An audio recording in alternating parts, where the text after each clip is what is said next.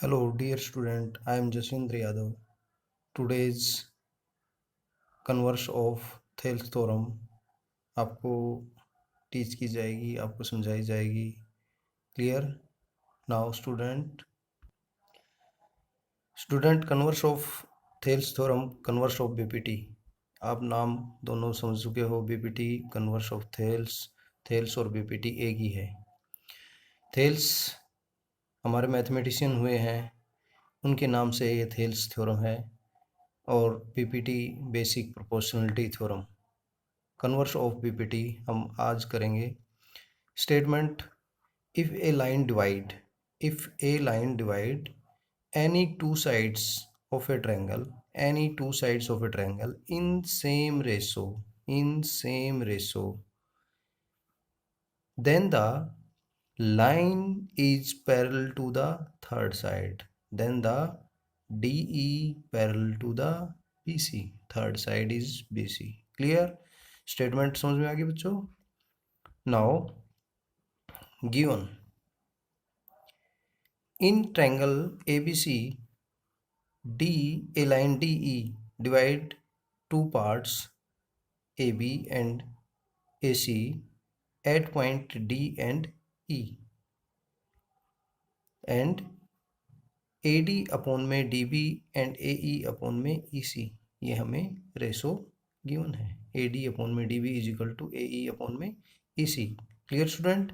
Now to prove DE parallel to BC हमने prove करना है. कंस्ट्रक्शन: हमने एक लाइन ड्रॉ करनी है जो DE parallel to BC assume करनी है. वो ये अज्यूम करना है कि DE जो है हमें गिवन है वो पैरेलल नहीं है, और हमने एक लाइन ड्रॉ की DE डैश जो कि पैरेलल है to BC. Clear student? Now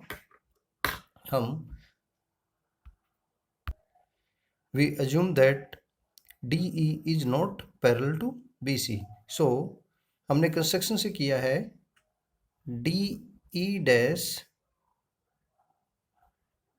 parallel to BC in a triangle ABC. So अगर इस ट्रायंगल में, इन ट्रायंगल ABC में DE dash parallel to BC, so हम कह सकते हैं, we can say AD upon में DB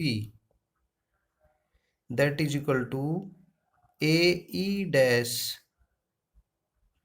divide by E dash C bye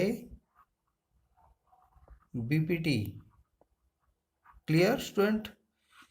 same as हम ये भी कह सकते हैं कि AD के प्लेस पर DB, AD अपॉन में DB के प्लेस पर AE अपॉन में EC रिप्लेस कर दें. दैट इज AE अपॉन में EC that is equal to AE dash upon में E dash C, because given, क्या गिवन है? AD अपॉन में DB that is equal to AE upon में EC. ये हमें गिवन है. क्लियर? नाउ ये हो गई. अब इसमें हम क्या करें, इस इक्वेशन, ये फर्स्ट इक्वेशन, सेकंड इक्वेशन मान लें इसको. सेकंड इक्वेशन में हम क्या करें, एडिंग करते हैं both side 1. Adding both side by 1 से हमने ऐड किया, वी गेट, हमें क्या प्राप्त होगा? AE अपॉन में EC प्लस 1 डिवाइड 1 लिख लेंगे, that is equal to AE dash upon E dash C plus 1, both side 1 हमने ले लिया. नाउ एलसीएम लेंगे. EC A E plus E C और that is equal to E dash C A E dash plus E dash C. Clear student?